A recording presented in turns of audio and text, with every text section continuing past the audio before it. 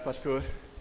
É um prazer estarmos aqui com os irmãos. Trago também os cumprimentos da Igreja de São Paulo. Quero cumprimentar a todos com a graça e a paz do nosso Senhor Jesus Cristo. Quero cumprimentar aqueles que acompanham também essa igreja pela internet. Então,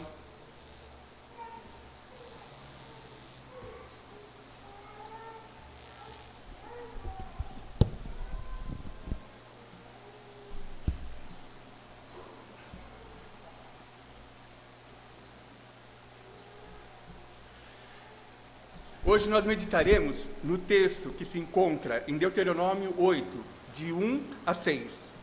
Obediência e santidade para a glória de Deus.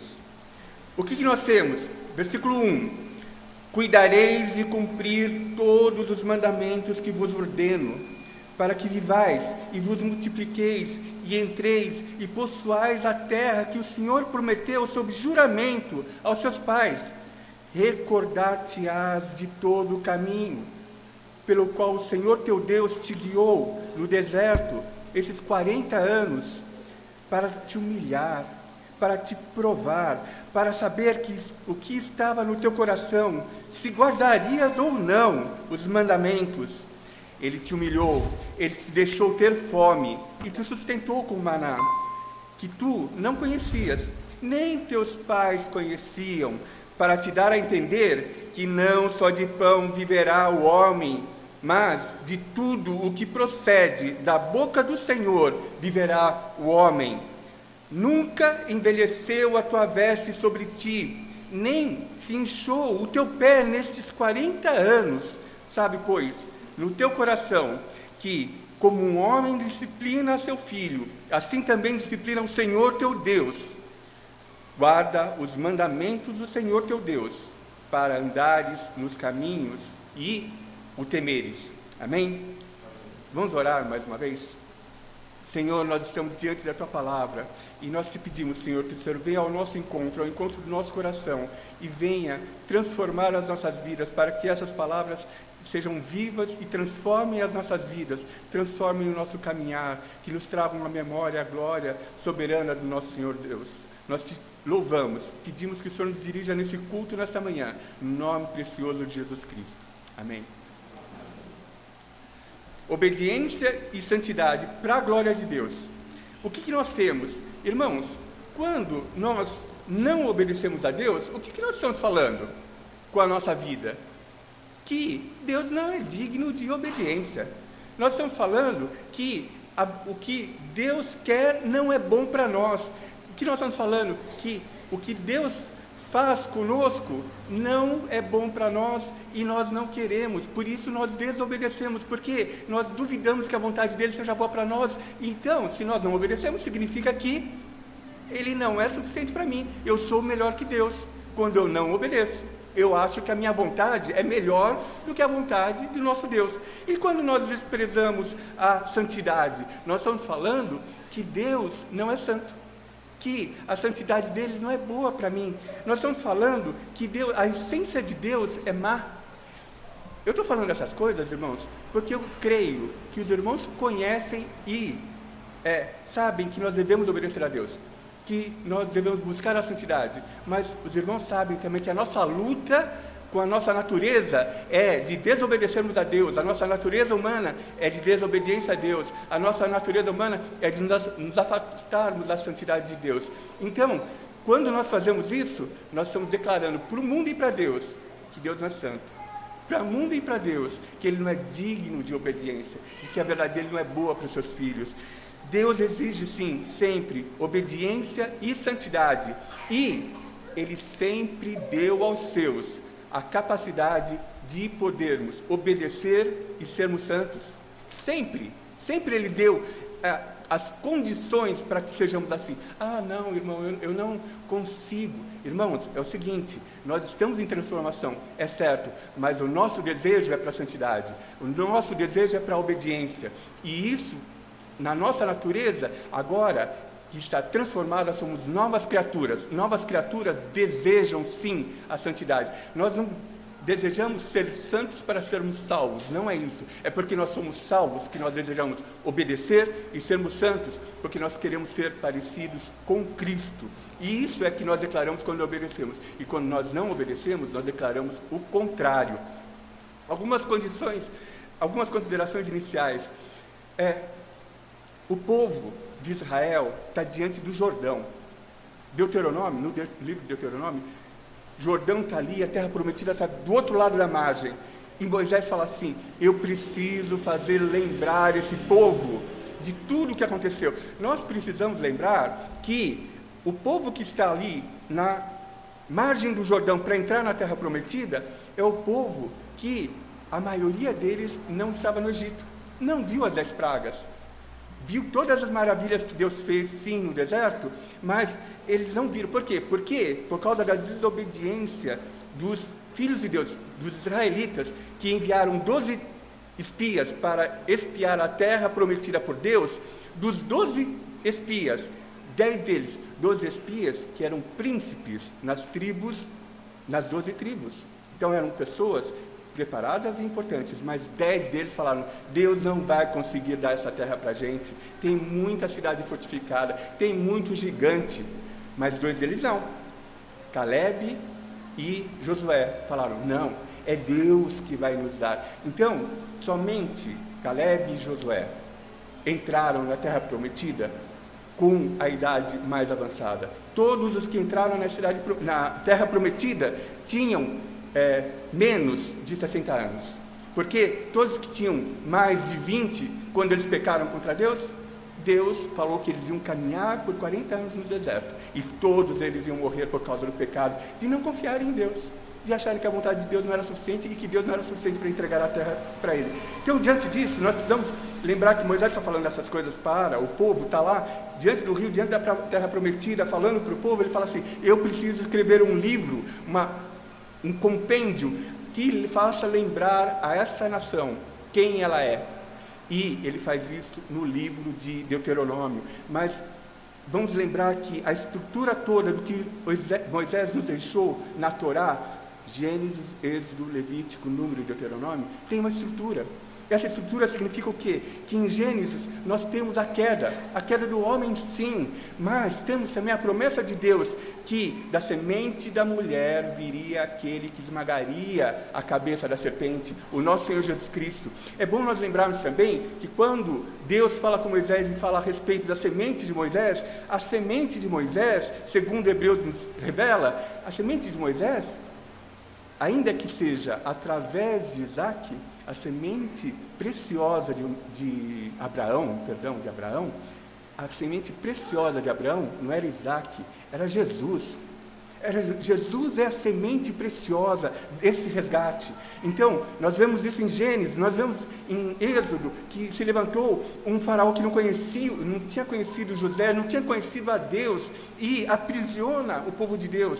E o povo de Deus aprisionado, Deus providencia libertação, providencia redenção. Por isso que nós associamos a libertação do povo de Deus, do Egito, com a nossa salvação, porque sai do aprisionamento para sermos resgatados, sermos redimidos. E Moisés, nesse papel, é a figura de Cristo.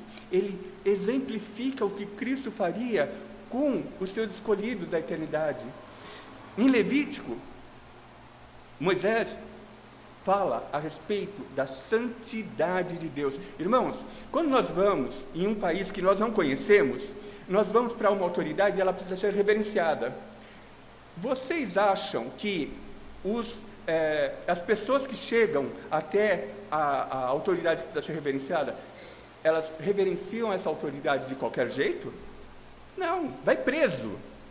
Elas precisam seguir um protocolo. Vocês ouvem isso nos jornais o tempo todo. Existem protocolos a serem seguidos. Não é a pessoa que está chegando que fala como deve ser reverenciada a autoridade. Não é. Deus é a autoridade sobre todas as autoridades. Deus é a autoridade sobre o universo. Ele fala como ele quer ser adorado e ele demonstra isso em Levítico. Ele deixa claro a santidade dele e como ele pode ser adorado e como ele não só pode, mas como ele deve ser adorado. Não tem invenção nisso, irmãos. A adoração de Deus e a forma da adoração de Deus é definida por Deus, por quem é adorado, não é por nós. Ah, não, mas eu quero fazer de um jeito diferente. Irmãos, vamos cuidar de olhar para a palavra e nos atentar para como Deus se agrada da adoração, da forma que Ele apresenta para nós. Então, Ele está falando aqui para o povo de Israel como Ele deseja ser adorado. E Ele estabelece normas de conduta, Ele estabelece o sacerdócio, quer dizer, aquela nação tinha um papel sacerdotal. E o que é precioso, quando Ele separa os levitas, os filhos de Levi, a tribo de Levi, para servir no templo. Irmãos, Ele separa um povo que é sustentado por Ele. Das 12 tribos, Levi não tinha terra. A tribo de Levi não tinha território. Por quê? Porque é Deus que sustenta. Isso está presente na história de Israel. E nós precisamos, olhando para a história de Israel, nós precisamos enxergar isso. Que se este é um povo sacerdotal, eles não precisam do sustento próprio, porque Deus sustentará o seu povo. Deus sustentará os seus sacerdotes, e nós somos sacerdócio real, nação santa. É Deus que nos sustenta, e nós precisamos ser lembrados disso. É Deus que nos sustenta. Não pensem que é o seu salário que te sustenta. É Deus que permite que você tenha aquele salário, que te preparou para aquele salário. É Deus que, ao longo da sua vida inteira, te ensinou, te colocou pessoas para te prepararem para exercer aquela função e sustentar a sua família. Então, isso tudo vem de Deus. O carro que você tem não é seu, é de Deus. Irmão, nós precisamos lembrar que a terra é de Deus. A terra é de Deus. E é verdade isso. O povo de Israel não tinha propriedade, nós vamos ver isso mais adiante, não tinha propriedade. A terra é de Deus e nós somos mordomos de Deus. Nós somos chamados a cuidar daquilo que é de Deus e adorá-lo de acordo com a sua vontade. Ser-me-eis santos. Irmãos, Deus sempre deu a condição para que houvesse obediência e santidade. Desde o Éden até os dias de hoje e a eternidade, Ele nos capacita. E em Deuteronômio, justamente, em Números, ele estabelece, que ele mostra que ele conhece qual é essa nação, qual é a sua nação. Conhece quem é Israel. E ele restaura para si mesmo, nos textos de Números, pessoas. Então, nessa estrutura, vejam, Gênesis, Êxodo, Levítico e Números, ele mostra quem é Deus. E isso é uma estrutura pensada por Deus, revelada a Moisés, para nos deixar escrito. E aí, diante do Jordão, o que Moisés fala? Preciso fazer esse povo lembrar de que, justamente, Deus é o Senhor. Nas considerações iniciais, nós temos Deuteronômio, capítulo 9, versículos 6 e 7, diz assim: sabe, pois, que não é por causa da tua justiça. Irmãos, nós somos cheios de justiça própria, nós nos achamos bons, e Deus está falando, não é por causa da sua justiça. E Ele está falando isso para os hebreus, que têm um coração difícil, mas está falando para nós, que temos um coração semelhante ao coração dos hebreus. Não é por causa da sua justiça que o Senhor teu Deus te dá esta boa terra para possuí-la, e eles estão vendo do outro lado do Jordão, justamente a terra prometida, pois é povo de dura serviço. Sabe o que é dura serviço, irmãos? É aquele cara que anda assim, ó,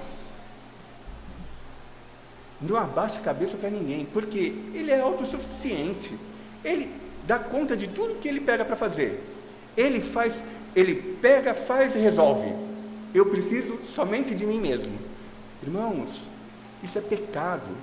Povo de dura serviço. Quando nós entramos na presença de uma autoridade, e uma autoridade respeitável, e Deus, irmãos, novamente, se nós não nos prostrarmos diante de Deus, nós estamos dizendo que Deus não é uma autoridade respeitável.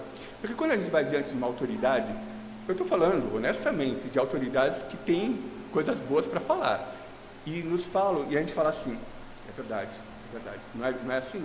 Quando você está diante de um médico, está fazendo uma consulta, tá bom, eu vou fazer ginástica todo dia. Mentira, né? Você não vai fazer, mas você sabe que aquilo que ele está falando é verdade. Aí você fala assim: eu devia fazer, pelo menos, né? Vou pagar a academia, pelo menos eu trago o recibo. Mas é assim, dura serviço. não preciso, esse povo é dura serviço. Nós somos curados todos os dias da nossa dura serviço, de altivez, de dar conta do recado pelas nossas próprias forças. Isto é pecado.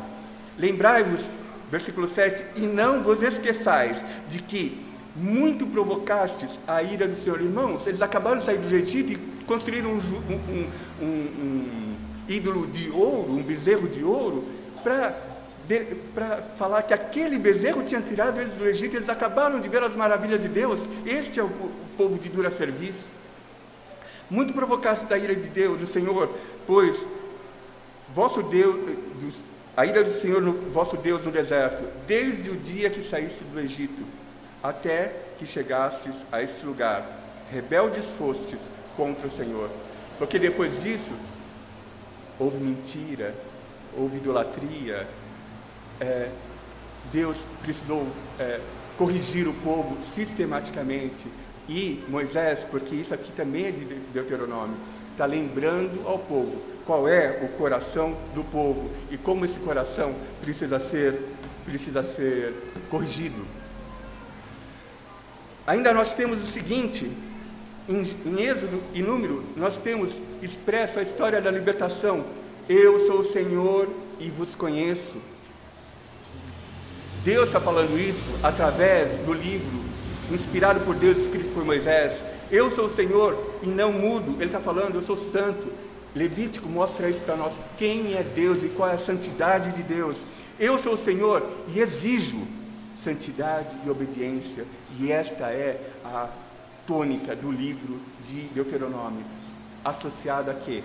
A que Deus é que nos capacita a andarmos nos seus caminhos e a obedecermos a sua vontade. Considerações iniciais ainda, promessas a Israel e promessas à igreja.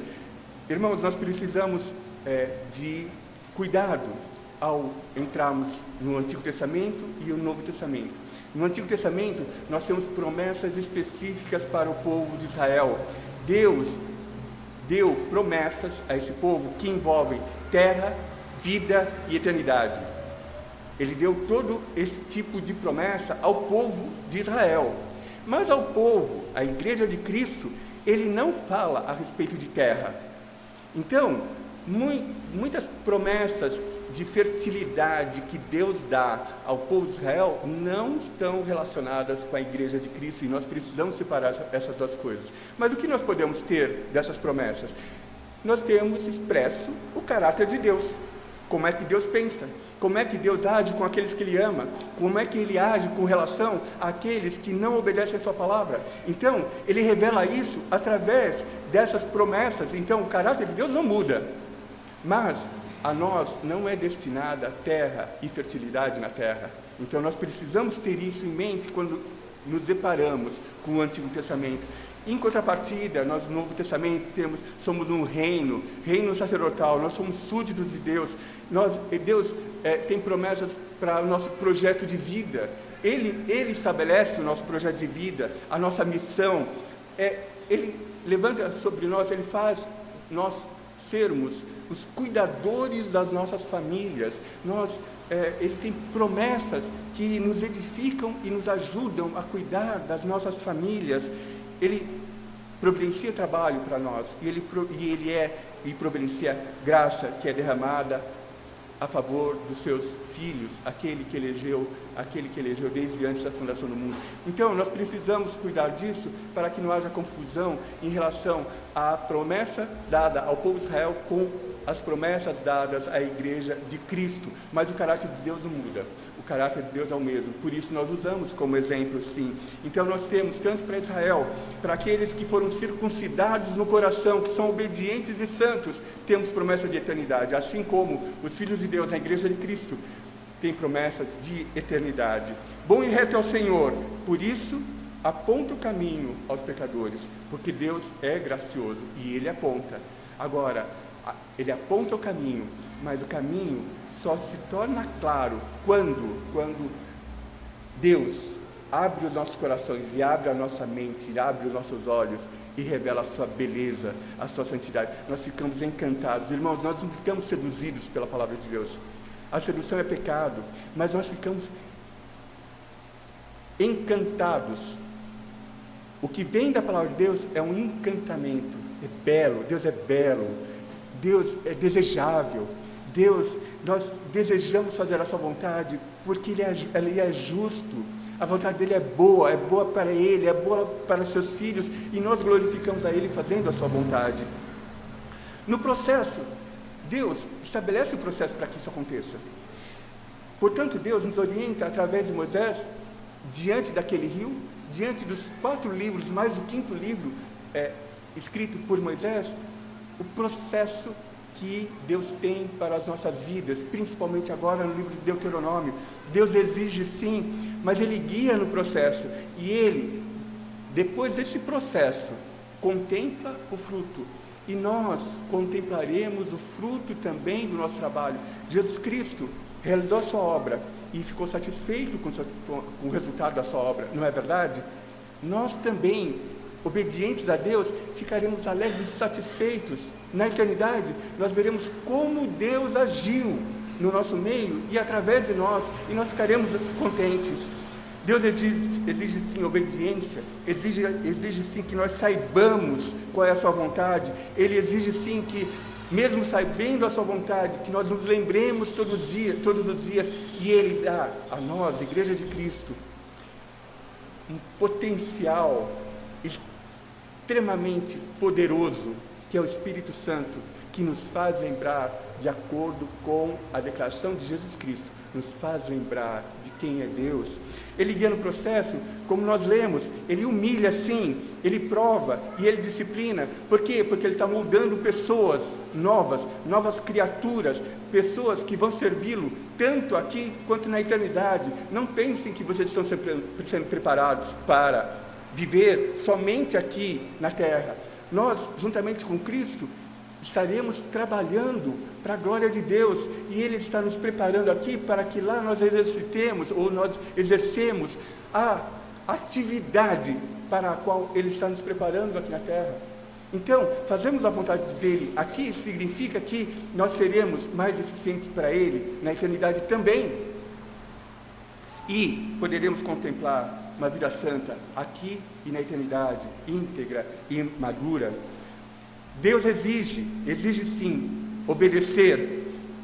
Versículo 1, cuidareis de cumprir. Irmãos, a gente passa por palavras muito rapidamente. Cuidar é você ter um apego especial a algo. Então, cuidar de cumprir. Eu conheço a palavra de Deus, mas eu preciso cuidar para cumprir. Então, é um exercício que Moisés está fazendo esse povo lembrar. Cuidareis de cumprir todos os mandamentos. E, irmãos, novamente, nós somos capacitados a obedecer a Deus. A Igreja de Cristo cada filho de Deus é a habitação do Espírito Santo, e somos capacitados a isso sim. Nós lutamos contra a nossa velha natureza, nós pecamos, nós confessamos o pecado. Confessamos o pecado por quê? Porque nós amamos a Deus. Nós confessamos o nosso pecado porque nós olhamos para a santidade de Deus e nos prostramos diante dela. E nós somos filhos de Deus, somos Igreja de Cristo, nós somos confessores, porque nós ainda somos indignos. Nós somos indignos, e diante da nossa indignidade e pecaminosidade, só existe um recurso. Eu não tenho força para superar o meu pecado em mim mesmo, mas eu tenho a capacitação do Espírito Santo e Deus trabalhando a meu favor para que esse pecado seja superado. Então, cuidarei sim de cumprir todos os mandamentos que hoje vos ordeno.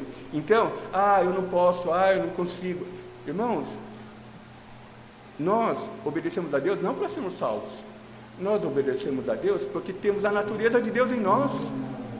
Nós somos o Espírito Santo, nós temos o DNA de Deus em nós, em cada um dos seus filhos. Então, eu tenho essa capacidade, mas a minha velha natureza luta comigo todo dia. E eu peco sim, mas eu peco e confesso. Porque na medida que eu pecar demais e não confessar, isso vai criando uma barreira da minha comunhão e me afastando de Deus. E os filhos de Deus não andam afastados de Deus, andam em comunhão com Deus. Importante saber, então, cuidareis de cumprir todos os mandamentos que hoje vos ordeno, para que vivais.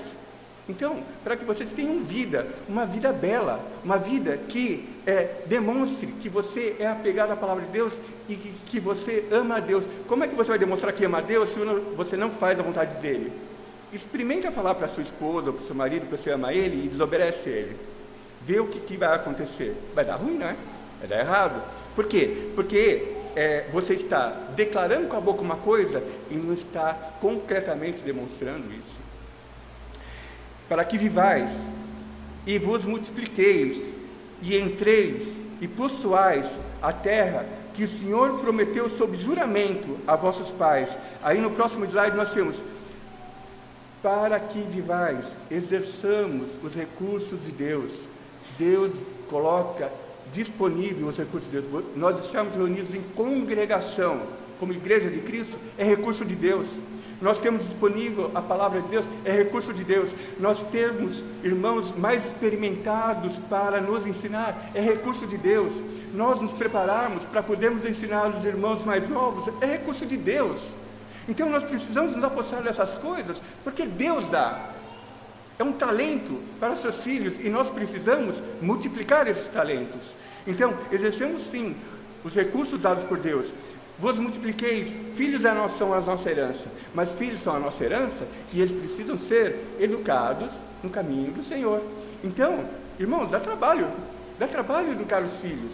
Por quê? Porque ele vai ficar chateado com você quando você discipliná-lo, vai ficar chateado com você quando você falar: estamos indo na igreja. Não quero, eu quero ver Teletubbies. Eu nem sei se existe mais esse filme, mas assim, né? Já teve algum dia. Eu quero assistir televisão. Irmãos, não. Nossos filhos ainda não têm a maturidade para poder enxergar o que é bom e o que é mal. Nós é que ensinamos nossos filhos. Eu já dei aula em escola bíblica para criança. E, irmãos, a gente vê o retrato dos pais, porque a gente vê e se encontra na igreja e a gente não tem um convívio mais próximo na maior parte das vezes. Mas lá na sala das crianças, a gente vê a fotografia do pai e da mãe nos filhos. Boa ou ruim? Boa ou ruim. Quer dizer, tem boa e tem ruim. Mas a gente vê a fotografia. Porque aonde que eu vi, como é que faz, qual é o comportamento? Vem de casa, não é verdade? Então nós somos sim chamados, é o nosso sacerdócio. Filhos, ensino, exemplo. Irmãos, o nosso melhor modelo de ensino é sermos exemplos.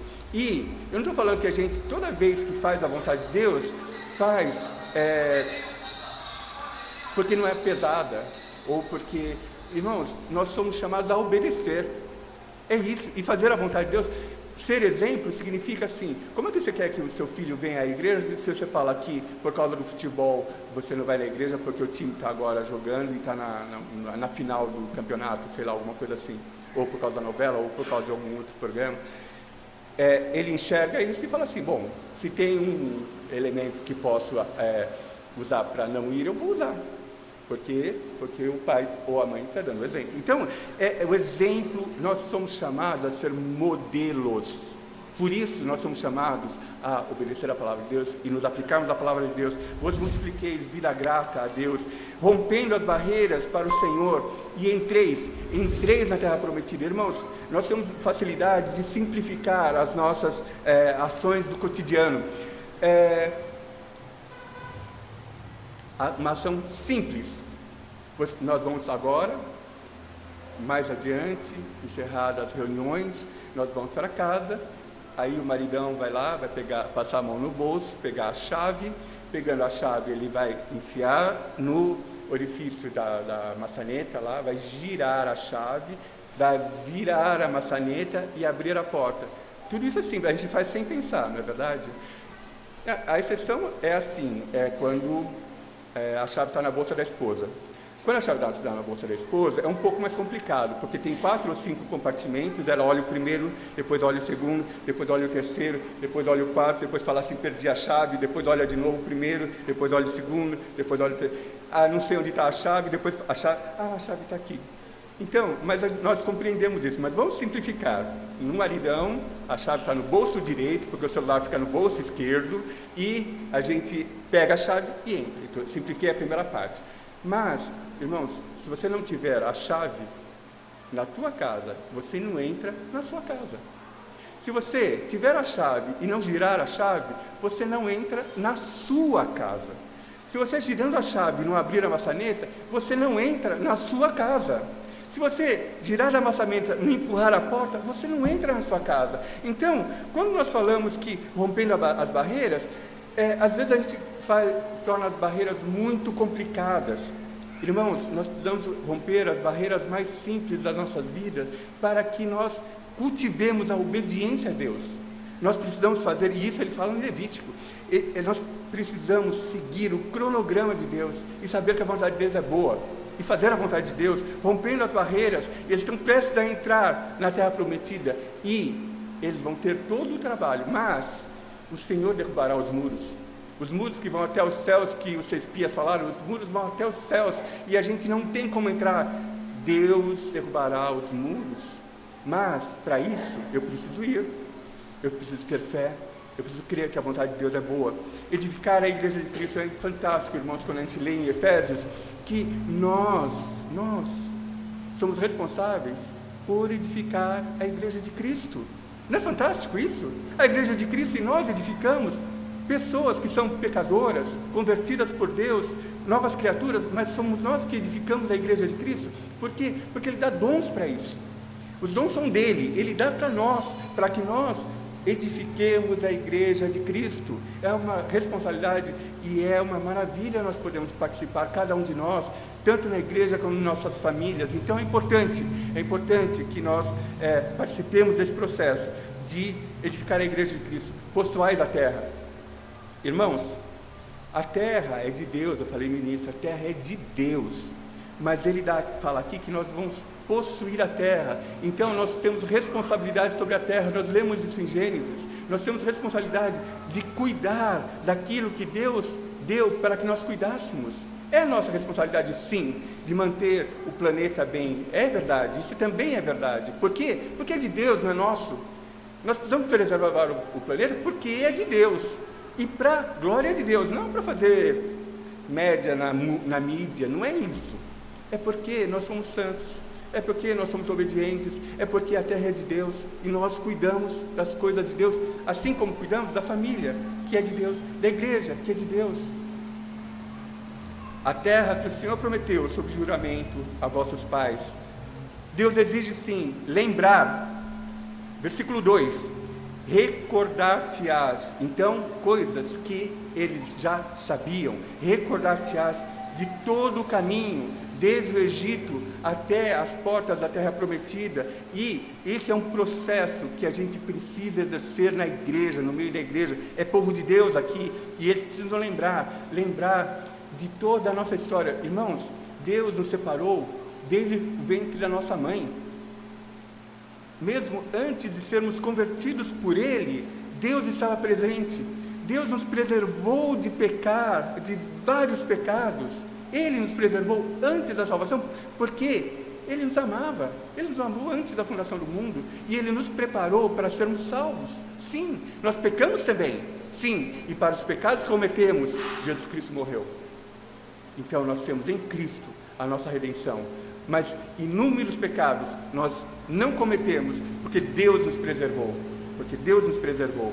Então, recordar-te-ás de todo o caminho pelo qual o Senhor teu Deus te guiou no deserto, e Deus os guiava, tanto à noite, com a coluna de fogo, porque no deserto a noite é fria, e a presença de Deus na coluna de fogo estava presente, para que eles lembrassem sempre que Deus estava ali, e que na medida que a coluna de fogo ou a nuvem caminhava, eles caminhavam juntos. Por quê? Porque Deus os estava dirigindo, e Ele continua fazendo isso.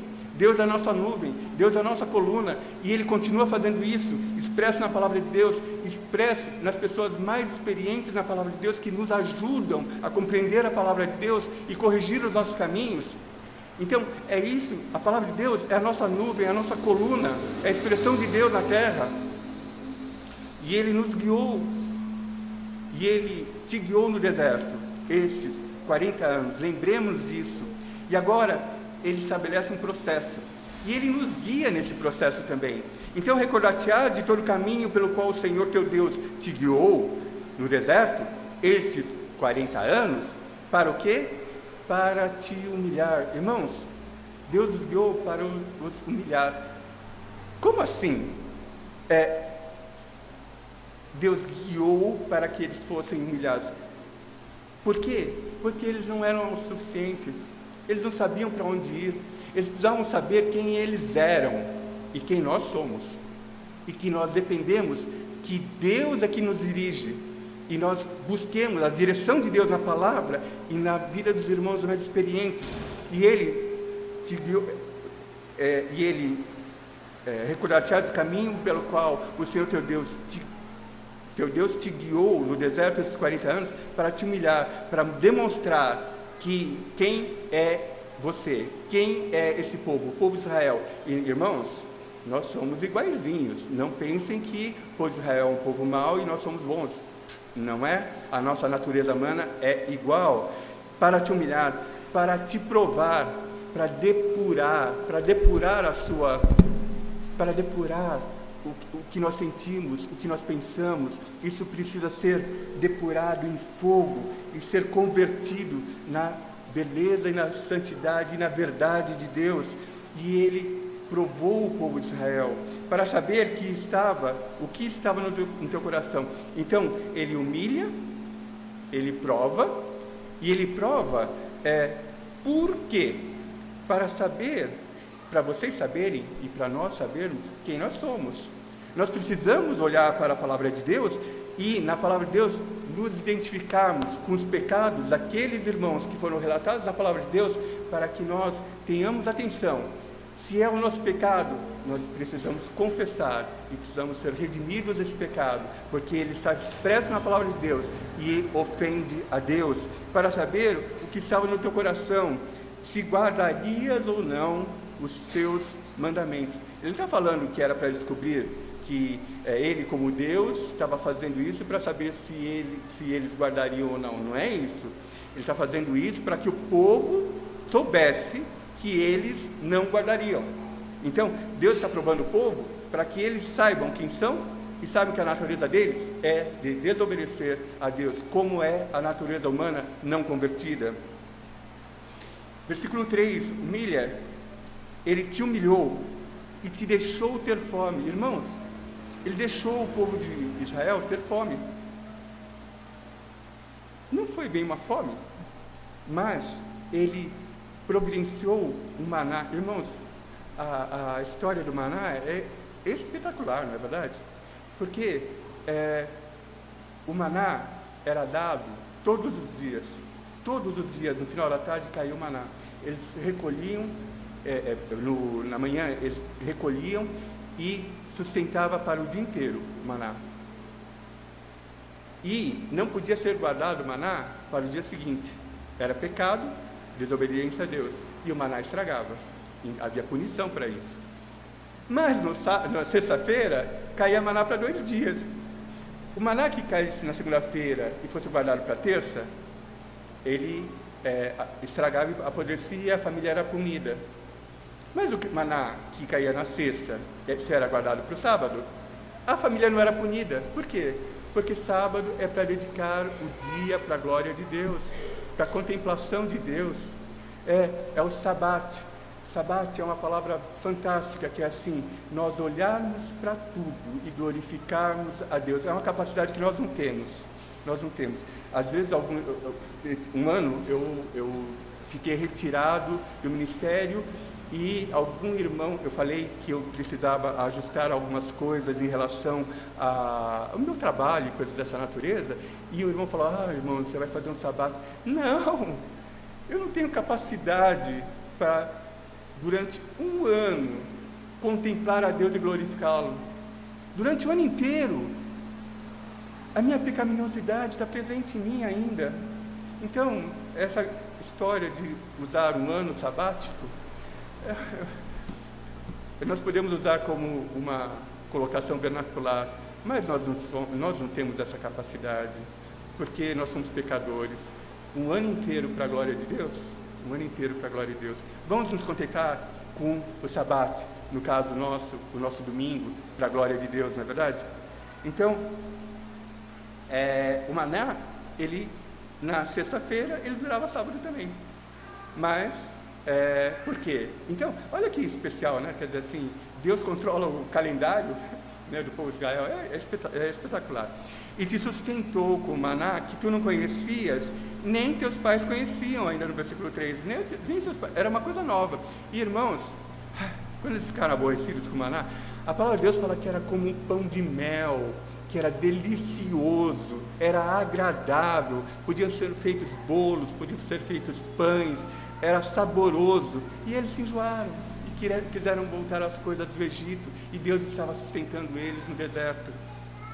Esse é o nosso coração. Não pensem que é do Israel, não. É nosso coração. Para te dar a entender que não só de pão viverá o homem. Ele te humilhou e te deixou ter fome e te sustentou com maná, que tu não conhecias nem teus pais conheciam, para te dar a entender. Deus está moldando o coração desses homens e mulheres. Não só de pão viverá o homem, mas de tudo o que procede da boca do Senhor viverá o homem, de tudo que é ordenança de Deus viverá o homem. E o que procede da boca do Senhor? Quando Deus pronuncia a palavra, quem é a palavra de Deus? Quem é o verbo? Quem é a ação de Deus? Mas tudo o que procede, não só de pão viverá o homem, mas de tudo, ou somente, o que procede da boca de Deus, porque é Jesus Cristo. Jesus Cristo é o verbo que se fez carne, e por isso nós estamos reunidos aqui nesta manhã. De tudo que procede da boca do Senhor, das ordens do Senhor, do comando do Senhor, viverá o homem. Ele humilha ainda, guiando nesse processo, versículo 3, ele te humilhou, e versículo 4, ele te humilhou, nunca envelheceu a tua veste sobre ti. Uma moda que durou 40 anos, não é verdade? Então, o vestido das mulheres era o mesmo, passava de mãe para filha, filha para neta, neta para neta, era o mesmo. Pai, é a mesma coisa, a criança ia crescendo e ia passando para o próximo, né? E provavelmente eles compartilhavam isso. E eles vestiam os mesmos vestidos e as mesmas roupas durante 40 anos. Quanto dura a nossa roupa, irmãos? E a gente olha para essas coisas e não vê o milagre de Deus. 40 anos com a mesma roupa, andando no deserto, sentando nas pedras, conversando, rodeados no fogo, usando.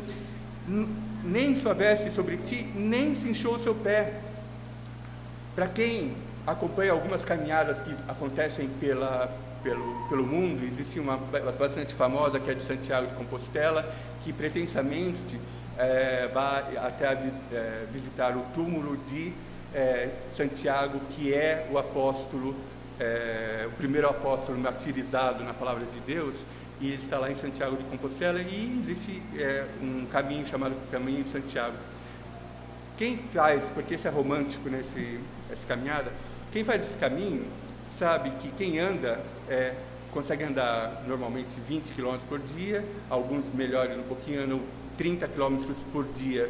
No primeiro dia tudo bem, no segundo dia tudo bem, no terceiro dia os pés estão cheios de bolhas, o pé está marcado, as pessoas já estão assim, começando a conhecer o que significa caminhar aqueles 30 km por dia. Eles caminharam 40 anos no deserto e não tinha bolha no pé. E eles não tinham Nike, né? Nike, hoje, você põe o Nike lá e você faz qualquer coisa com ele. E mesmo com o Nike faz bolha lá no Caminho de Santiago. Aqui não, era sandália e não fazia bolha. E nem se inchou. Nós precisamos aprender a olhar para as coisas que Deus faz conosco e enxergar Deus. É isso que Moisés está falando para esse povo, enxergar a Deus. Nem inchou o seu pé nesses 40 anos. Então, Deus providenciou água. Irmãos, providenciou água, providenciou comida, providenciou vestimenta, preservando a vestimenta, abrigo, proteção, coluna de fogo, nuvem para cobrir a nação para que não incidisse o sol diretamente sobre ela e não ficasse desconfortável. Nós precisamos enxergar essas coisas no nosso dia a dia como providência de Deus. E Moisés está falando todas essas coisas, olhando para a terra prometida, e está falando assim: eu não vou entrar na terra prometida. Irmãos, Moisés não entrou na terra prometida.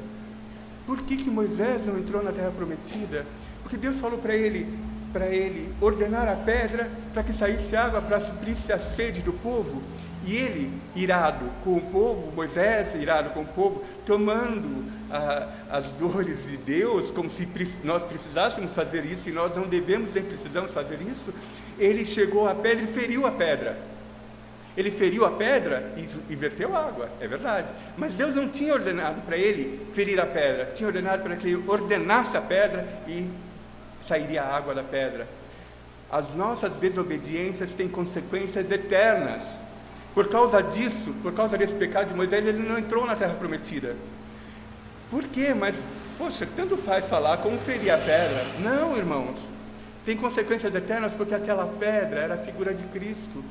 Cristo, para obedecer a Deus, ao Deus, nosso Deus Trino, ele veio, morreu, ressuscitou, ele morreu morte de cruz, levou sobre si os nossos pecados e ressuscitou, porque ele obedeceu a Deus. Ele não precisou ser ferido por Deus para obedecer a Deus.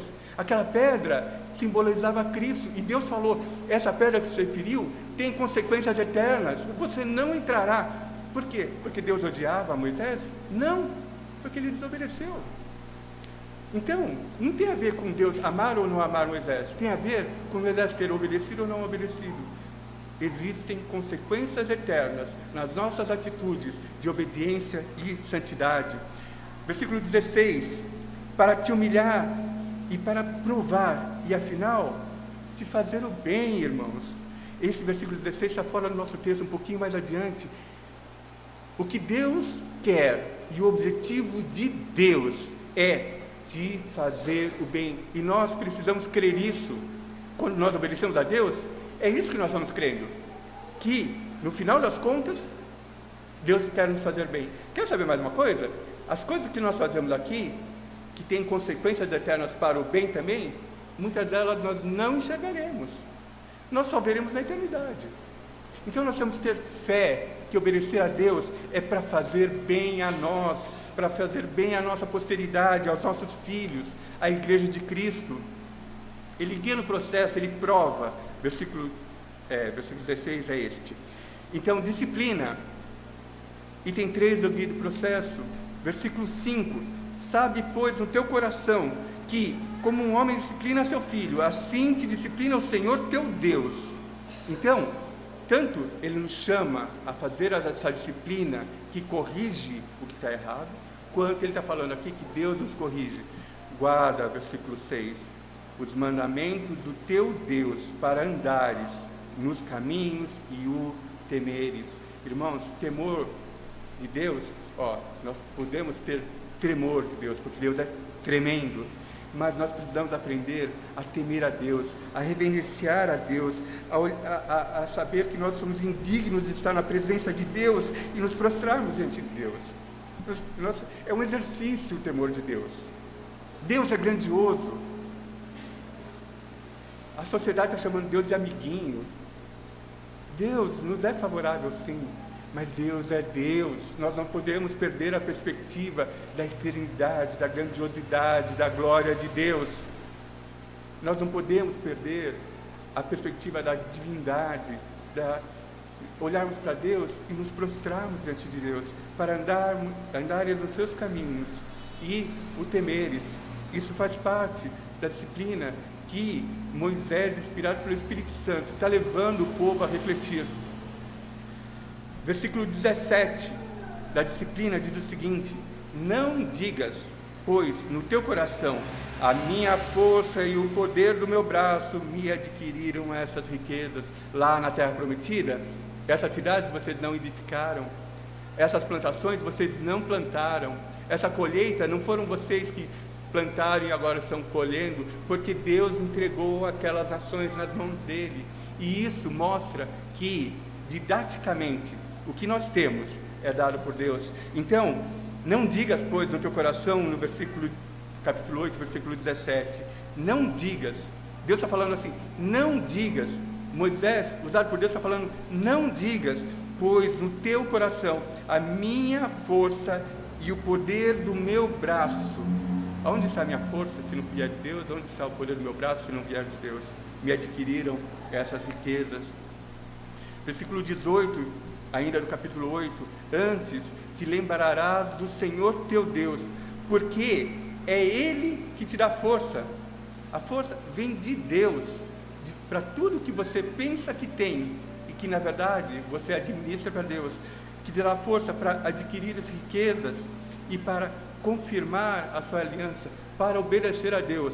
Quem dá a força? É Deus, que sob juramento prometeu a seus pais, como hoje se vê expresso para o povo de Israel, na terra prometida, que novamente eles estão desse lado do Jordão, e a terra prometida está a alguns metros ali do outro lado, mas eles só podem entrar naquela terra na hora que Deus ordenar.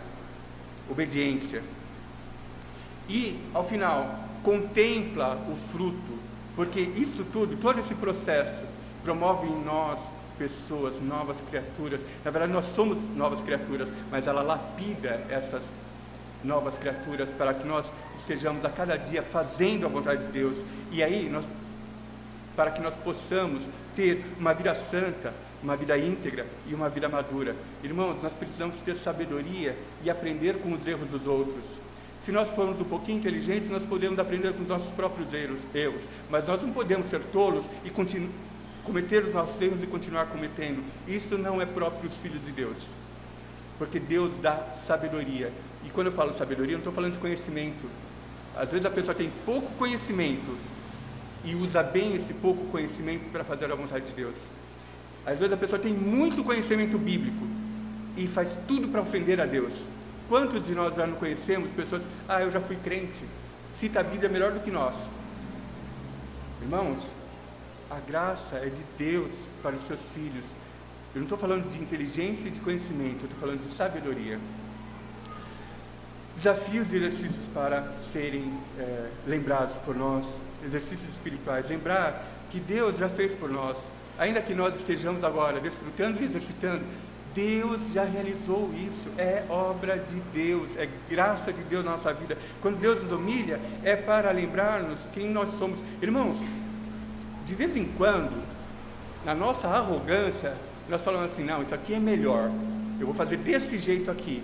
E aí Deus olha para a gente e fala assim, meu filho, não é, mas eu vou deixar você fazer por sua conta, vamos ver no que dá. E aí Ele deixa.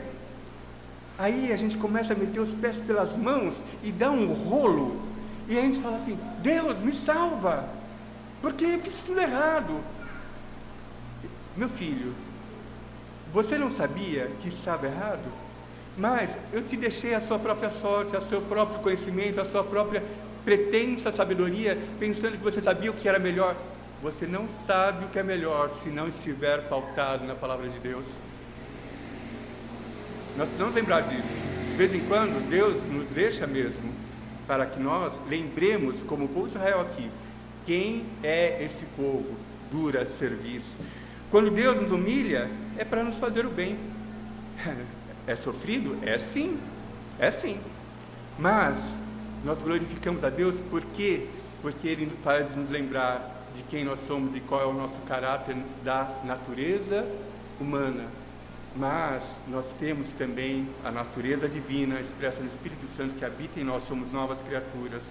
É Deus que dá força para confirmar a aliança, é Deus que nos sustenta para obedecê-lo, é Deus que nos leva a santificá-lo, é Deus que realiza essa obra na nossa vida, não é na nossa força, porque a nossa natureza não é assim, é Deus que faz isso, mas é uma alegria, nós podemos obedecer a Deus, deixar que Ele faça a sua vontade em nossa vida, e é por isso que nós nos reunimos como congregação, com pessoas que se reúnem para adorar a Deus, porque Deus faz essa obra, e é uma obra milagrosa, que Ele faz no nosso coração, porque o meu coração é mau, meu coração tem uma natureza humana presente ainda, eu sou nova criatura, mas meu velho homem eu carrego no corpo mortificado, aqui eu carrego um defunto todos os dias, e o defunto ele se remexe todos os dias, me lembrando da minha velha natureza, como Paulo nos expressa nas suas cartas. É Jesus quem nos leva a Deus. Somente Jesus nos leva a Deus. Somente o Espírito Santo é que mostra a beleza, a santidade de Deus. E nessa revelação nós glorificamos a Deus. Não só de pão viverá o homem, não só de pão viverá o homem, não só de andarmos, de comermos, de nos deleitarmos, não é disso, não é de ganharmos dinheiro, gastarmos dinheiro, não é isso, não só de pão viverá o homem, mas de tudo que procede da boca do Senhor viverá o homem, inclusive o que nos sustenta, virá da palavra de Deus, vem e procede de Deus. E que Deus nos abençoe e permita que nós tenhamos essa clareza de enxergarmos quem nós somos, para que também nós glorifiquemos a Deus por causa da transformação poderosa. Irmãos, não nos livremos. A transformação que Ele faz na vida dos seus filhos é poderosa. Por quê? Porque se Deus não viesse ao nosso encontro, nós não obedeceríamos a Deus. É fácil obedecer a Deus. A natureza humana nos impede de obedecer a Deus. Mas Deus abre os nossos olhos e nós vemos a beleza, a santidade de Deus e desejamos ser semelhantes ao nosso irmão mais velho, que é o Senhor Jesus Cristo. Como Hebreus expressa, nosso irmão mais velho, nós desejamos ser semelhantes a Ele, e nós já estamos assentados nas regiões celestes, mas tudo isso por causa de Deus. É Deus que realiza a sua obra no meio dos seus filhos. Vamos orar mais uma vez?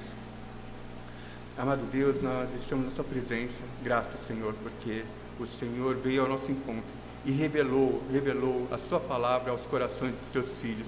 Senhor, que essa revelação possa frutificar em ações que glorificam o teu nome, que o Senhor possa vir ao encontro dos irmãos nesta igreja e que o Senhor possa edificar nessa igreja homens e mulheres santos que tenham um testemunho valoroso e que glorificam o teu nome. Faz isso com essa igreja, com o seu povo espalhado por toda a face da terra, com a igreja de São Paulo, com a igreja de Diadema, com a igreja de São Bernardo e com as nossas novas igrejas que estão surgindo. Que o Senhor possa estar nos conduzindo segundo a sua vontade. Realiza a sua obra no nome do seu meio, no nome de Jesus. Amém.